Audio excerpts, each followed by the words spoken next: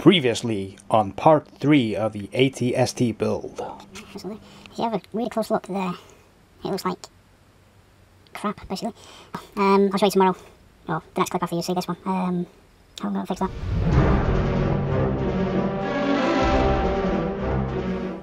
Try again. Yeah, I'm not sponsored by Phil at all.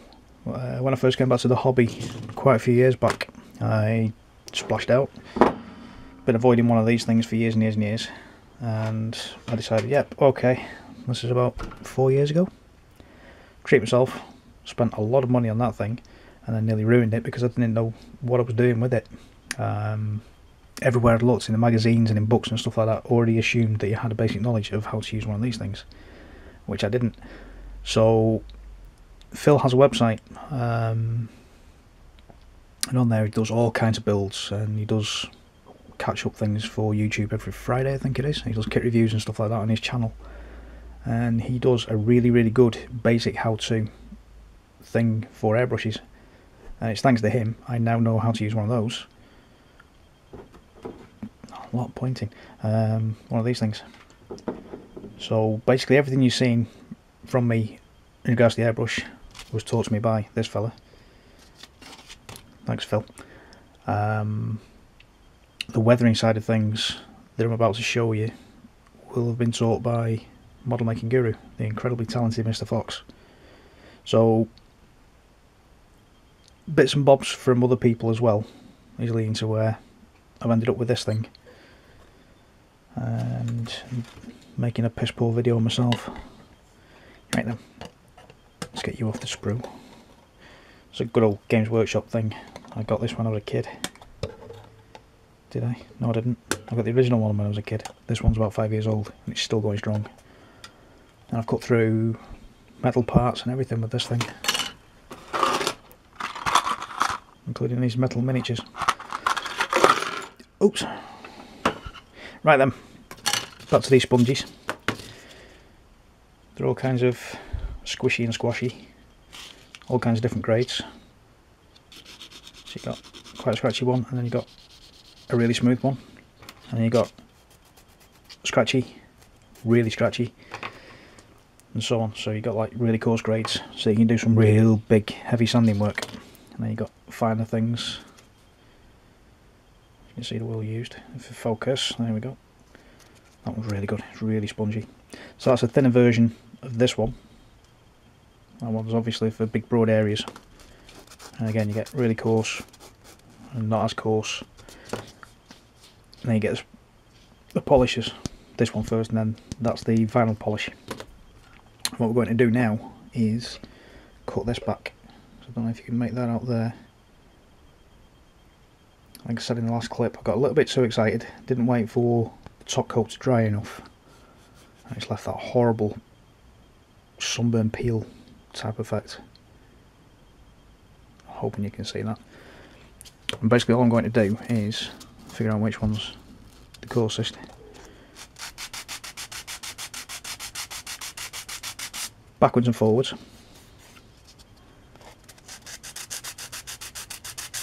I'm trying to keep the sanding all in one direction. Don't. This, I'm pointing at myself here because I'm like I'll do something stupid.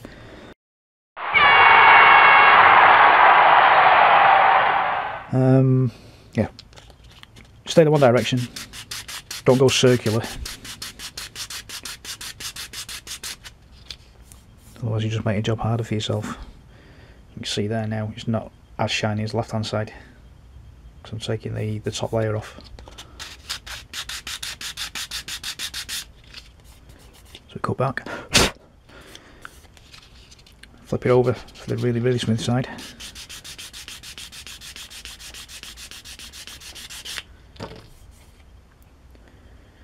You can still see where it was. Frog in my throat.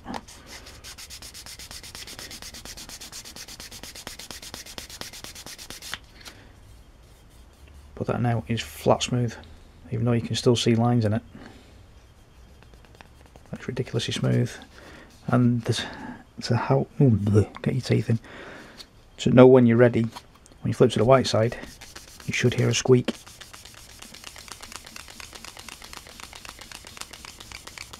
There you go. And that is now perfectly smooth. Even though it doesn't look it, it's still full of lines. Completely smooth.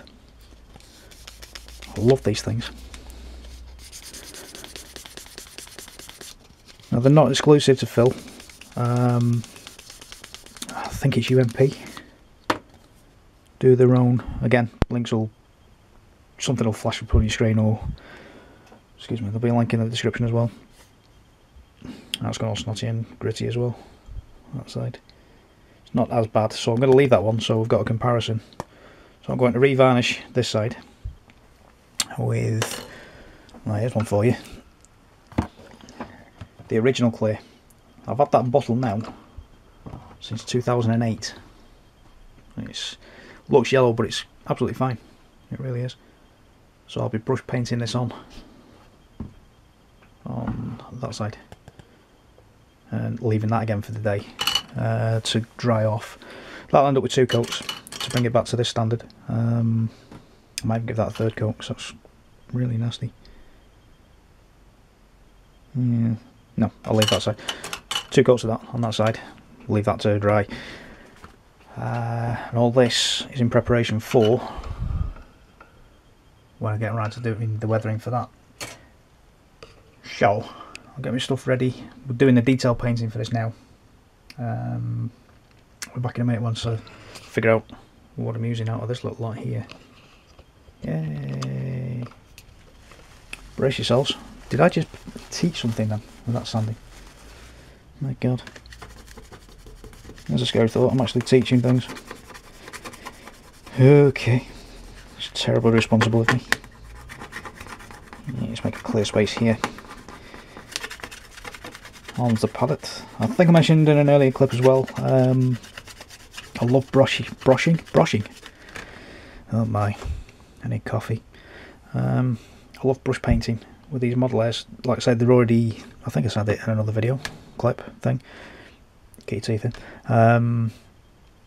It's already pre-thinned, so you don't have to do much thinking about it. You don't have to sit there with a wet palette or anything like that, which is absolutely ideal for me, because I have a tendency to knock these things over. So I'm incredibly clumsy. Right then, so that I'm not repeating myself in 2 halves, I'll show 1 half and then I'll crack on with everything else while you're not there. It's a bit, good, that needs a shake. Oh, you had to, didn't you? Yeah, had to. Ugh.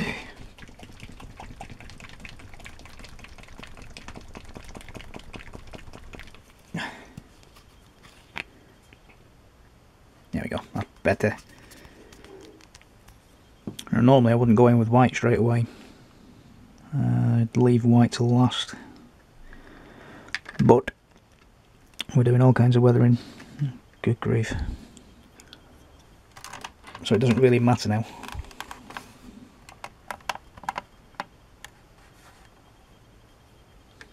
There we go. Now I can see what I'm doing.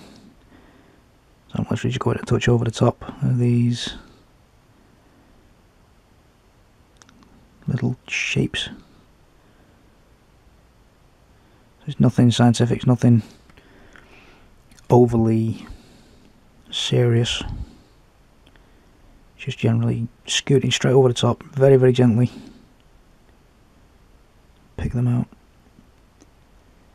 Now, hopefully, if I've figured it out, I'll be flashing up some photos of what I've been able to find on the internet of the interior of it.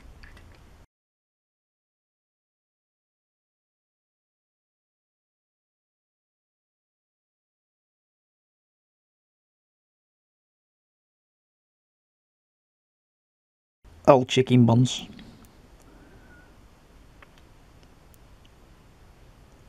And as you can probably see, there's a little bit of colour in there. The fella on the right is Richard Marquand, I think. He was actually the director for episode 6, Return of the Jedi. Excuse me. The backstage people used to get jobs as Imperial officers, as cameos. Oh, missed one.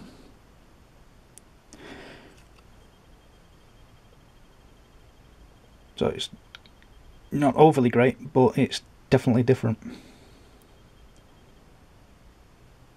I'll probably do a second coat on that at some other point once the weathering's done, just to pick them out a little bit better.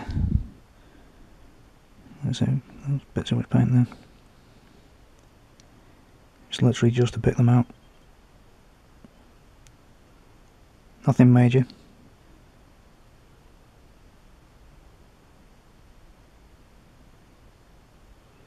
A bit too much paint on the brush there. Just wipe a little bit off. There we go. So it's almost like a wet dry brush. You know, that doesn't make any sense whatsoever. I'm going quiet when I concentrate.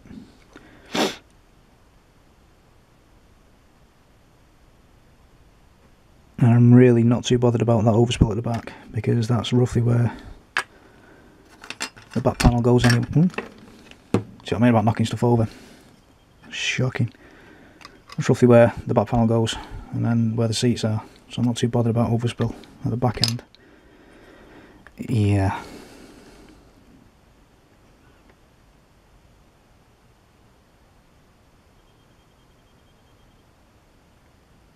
Not going quiet again.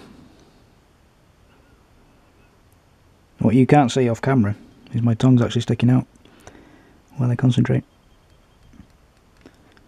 Why do we do that? It's to make room for your brain. True story. No, it's not. Here we go. Missed one there as well. And normally when I'm doing stuff like this, I've got the Goon Show on in my ear via YouTube, giggling my head off. Right then, well, I've still got the white out. I'm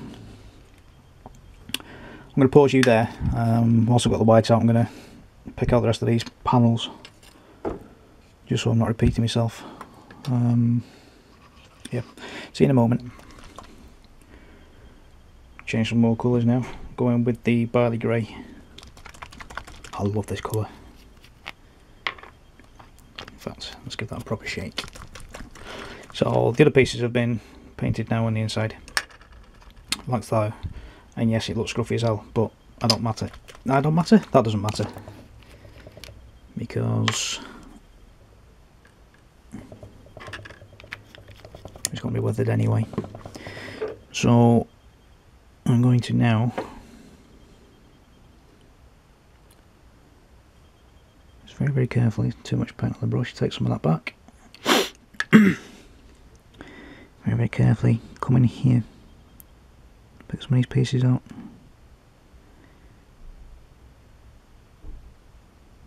Just change the shading of it. Now, this really won't look like I've actually changing it. The variations are that subtle.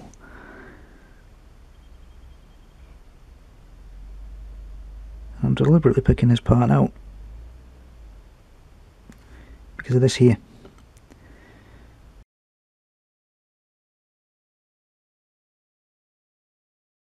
Yes. It's ridiculous. It reminds me of, now that it's been pointed out to me, the magazine 2000 AD. There's a strip right at the beginning of the comics that show the artist droids. It looks like one of those, but it also reminds me of, if you remember the Black Hole, the Disney film, if you've ever seen it, the droid Vincent.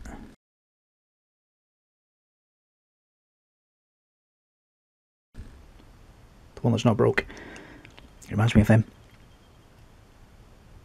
I hadn't even seen that. It's kind of like a round Wally as well.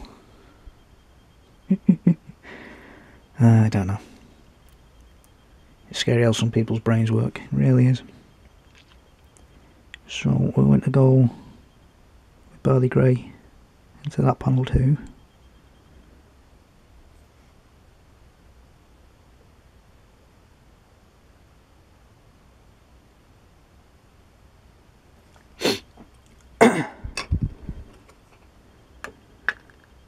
Change the flavour of some of these as well. I'm hopefully going to be able to show you as well after I finish painting them. I'm going to use these as some kind of display screens. I think I mentioned that before, I can't remember. And I'll hopefully be able to talk you through that too.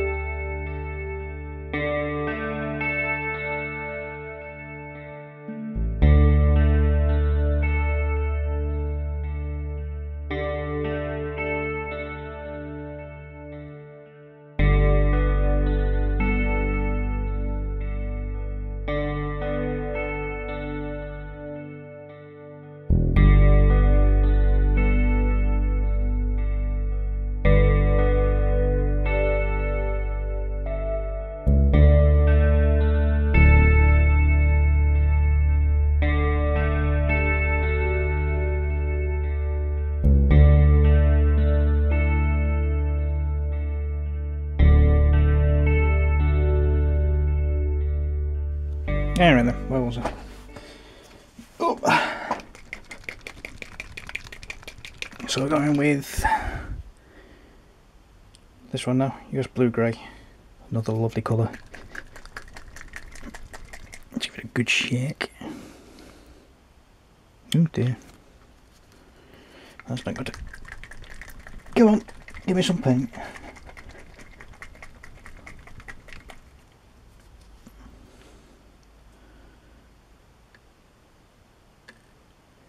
One of these colours that's been in my stash, my collection, for quite a while. It's not been used. Here we go.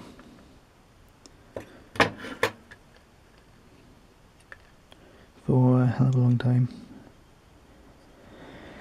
Where shall I put you?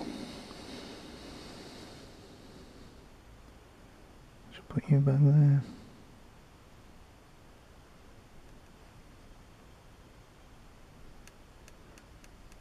Just to break everything up.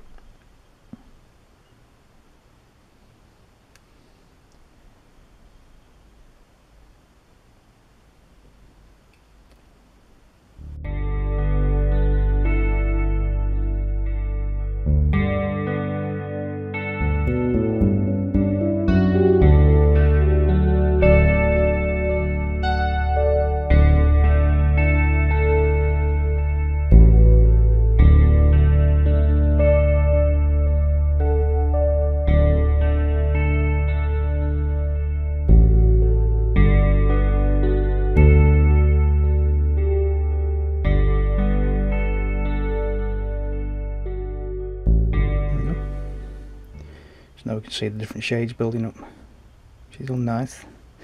It's all lovely. Right, we're not going to use that shade on the back panel. Yes I will. I'm just positive the panel I can use.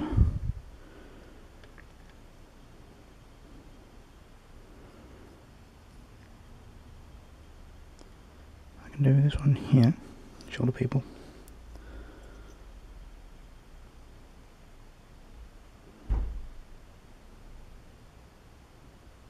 If you can as well, don't get bully yourself into, like I tend to do.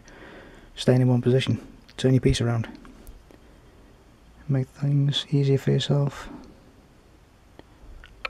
So that's the mistake I kept making when I first came back. As I'm painting things, I'm trying to work my wrist even around what I'm working on, turn the piece. It does help. Really old grubby pot of that stuff. It's got all sorts in it, but it still does the job. It's mad. Take most of the paint off the brush. Give it a good wiggle.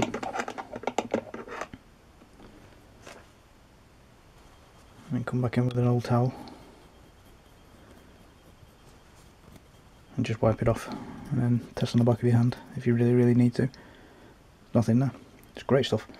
Resist the temptation, I'll do it that way around. Resist the temptation of giving it this with your bristles, because you will tear them out and you'll break them, and no, don't do it. Just run your brush over like that and then test on the back of your knuckle. It will dry quickly enough. You don't need to squish and grab and twist or anything like that. Note to my 15-year-old self, that's the best way of breaking a brush. Now then, we've done that one. We've done that one. We've done that one. Should we do a dark grey? This is the colour I used for the pre-shading.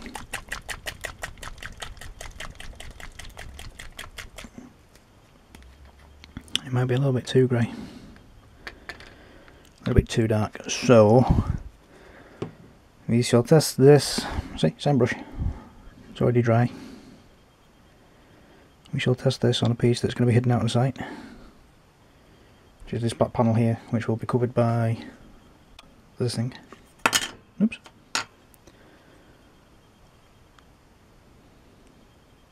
See what that looks like. So it's quite dark. Focus. It's quite dark. Which we can use for... Sorry Arnold, you're going to have to go, love.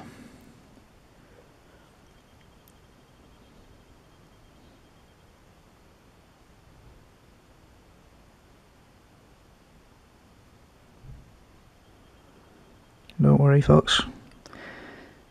I shall bring this back with some dry brushing later on.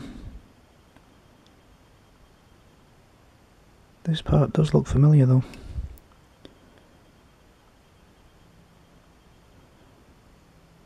I'm sure I've seen it on the interior of a tiger or a panzer at some point.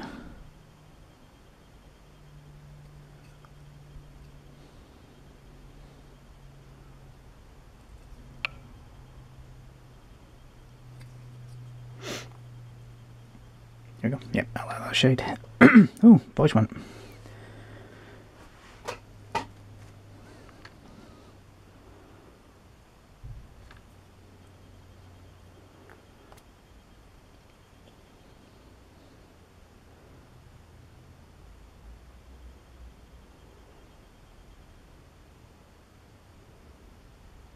It's going really quiet now, so I'm really concentrating.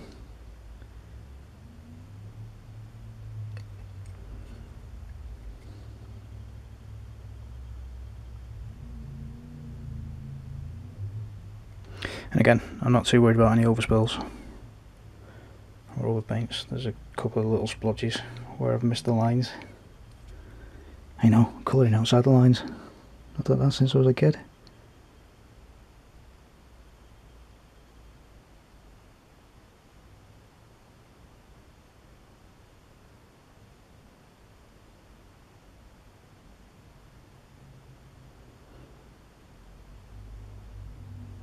There you go, that's a better one.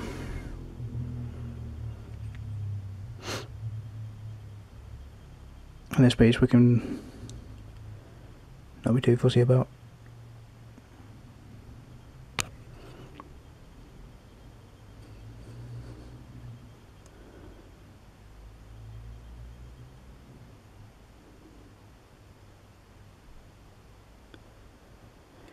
Because I'll be over brushing these with a lighter shade. I just need to get these dark panels in.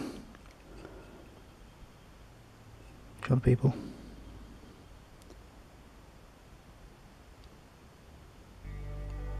Like so.